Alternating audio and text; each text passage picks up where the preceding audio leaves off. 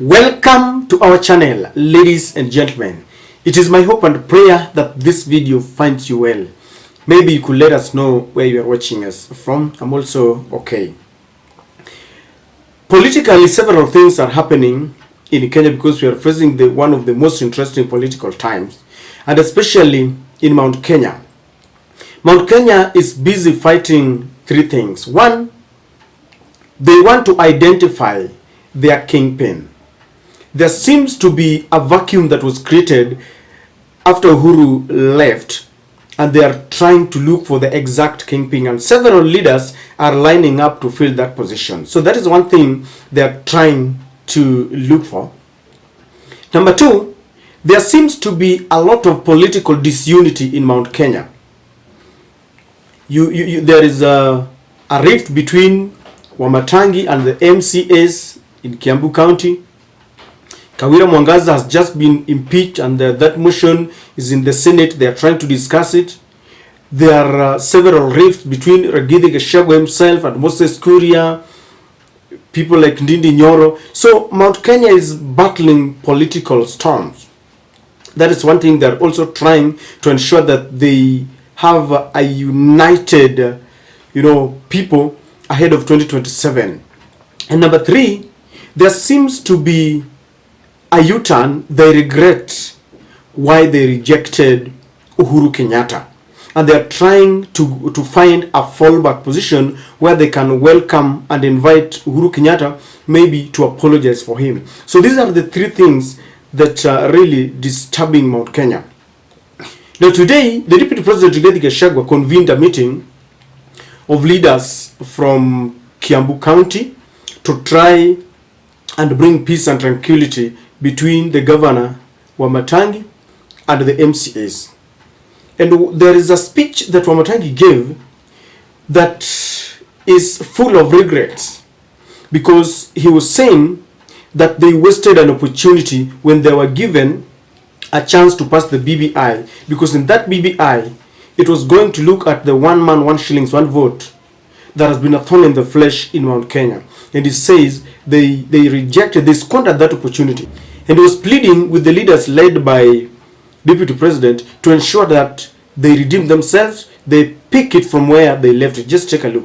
Your Excellency, we would be the most foolish people, and we are not because you are there, if the opportunity that God has given us as the people of Mount Kenya region to make sure that we can redeem ourselves as a region, because we have the history from 1978 onwards and what happened to this region.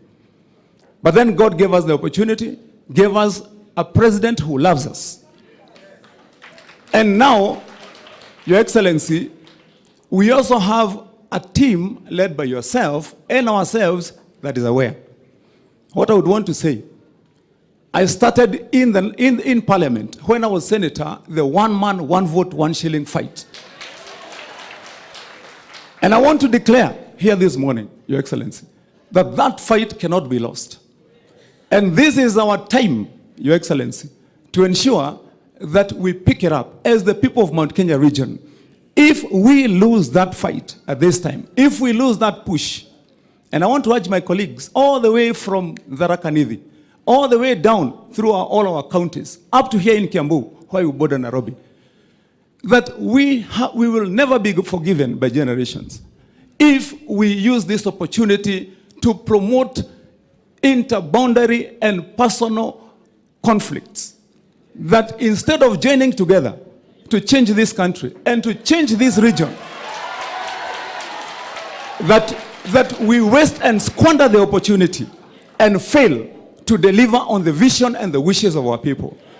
I want to say, Your Excellency, as I sit down, that we have faith because of the position you have taken and the position the President has taken. And so we have a big challenge in our hands, ourselves as leaders, that if we choose to use this opportunity to shadow box between ourselves, to promote small conflict between ourselves, that will be the spectacle of the country, then we can only blame ourselves. God bless Kenya. God bless Kiambu County. God bless the people of Mount Kenya region. And I know this opportunity, if we take it the way we should, that we are going to change this country. Your Excellency, we respect you, we respect our president, and we want to say that we'll stand behind him and stand behind you. Thank you, our bishop, for showing the way. May God bless all of you. Asanteni. When you listen to that speech very carefully, you will realize that people like Kimani Wamatangi regret, because when Uhuru Kenyatta came to them and campaigned so that they could support this BBI because it was full of goodies, especially to Mount Kenya, they rejected it because their vision was very myopic. William Ruto led other rebels and campaigned against the BBI. Let us take a look at what Uhuru Kenyatta said about the BBI.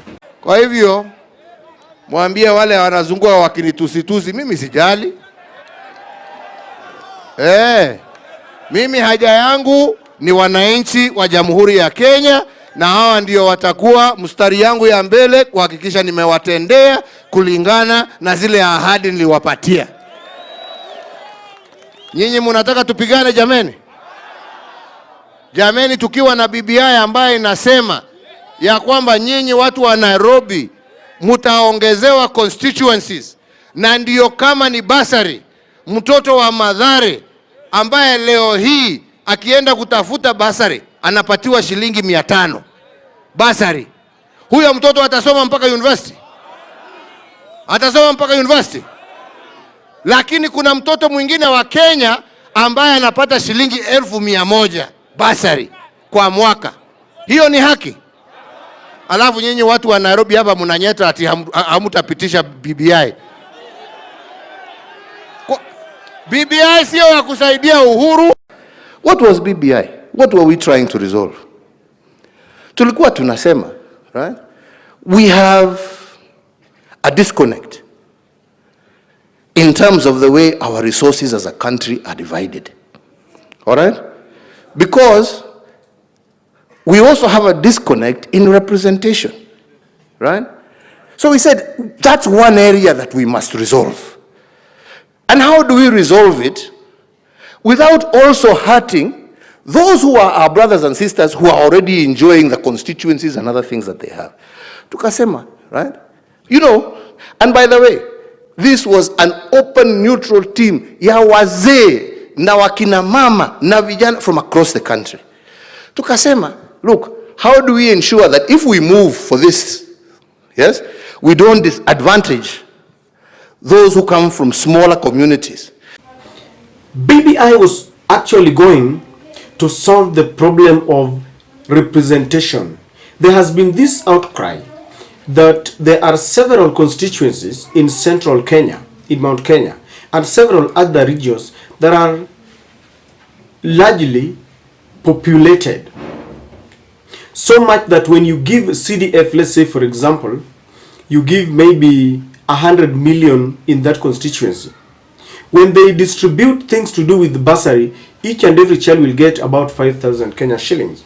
Yet there are other constituencies where when you give them 100 million, every pupil or student will get at least 20,000 worth of bursary. And they were saying that for them to solve this, we needed a formula that ensures that we look at the population vis-a-vis the area that is covered. And I remember people like Sakaja tried to come up with a formula that would cure this problem. But William Ruto and Gachagua came up and started hoodwinking the region. And the whole region decided to vote against Uhuru Kenyatta. They were not even voting against the BBI. They were voting against Uhuru Kenyatta. They were voting against Raila Amolo Odinga. And this thing went to the Supreme Court and it was thwarted. Uhuru Kenyatta decided to go and lie low. Like he says there, BBI was not for Uhuru Kenyatta because there was this lie that it was meant to create positions for the dynasties. That is what William Ruto said. So Uhuru Kenyatta left them that this was not about me. Uhuru Kenyatta, whether he's a dynasty or not, is a businessman. He's rich. Raila Amolo Odinga, equally, is very rich.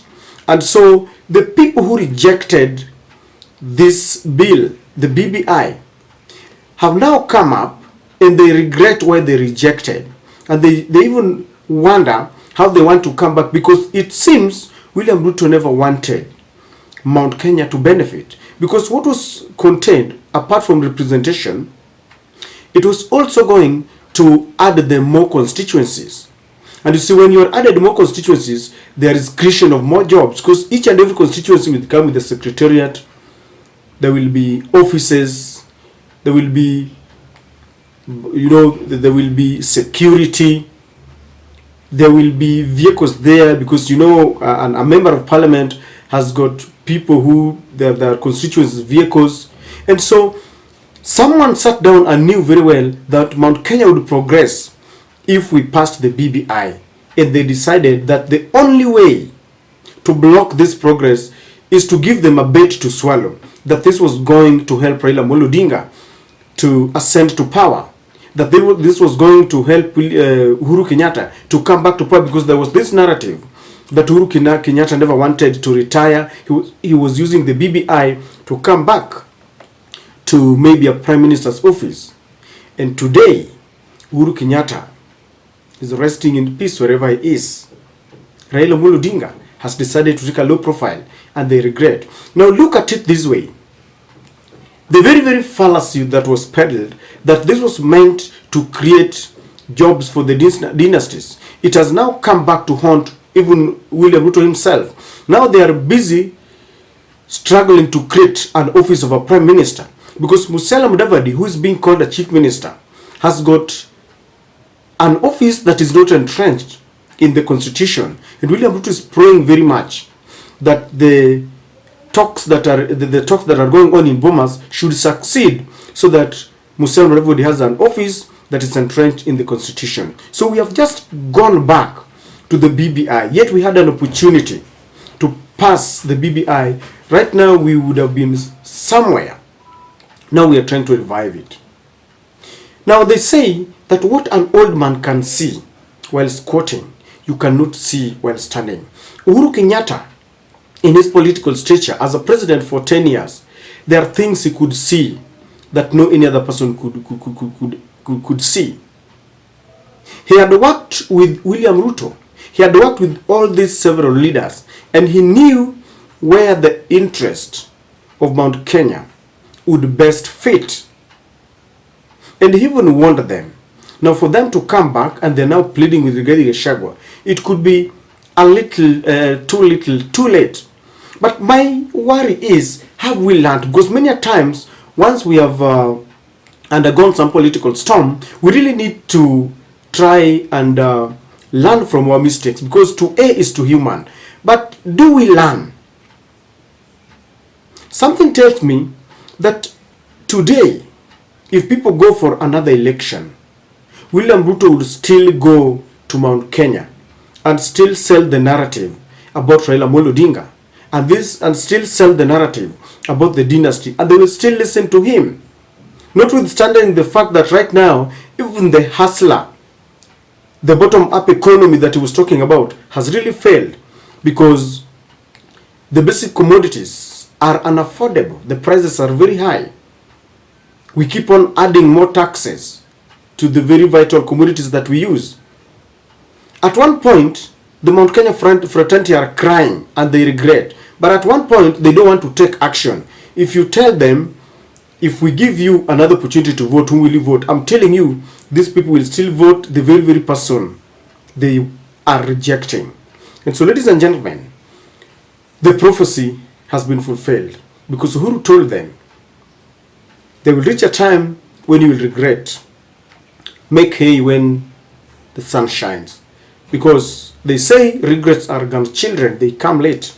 The only Kiswahili I remember when I was in school is majuto ni majuku, yaja badai. Let us have another opportunity to redeem ourselves, as Kimani Wamatangi says, because he realizes that they made a mistake. This is the time, because if it is not now, it will never be.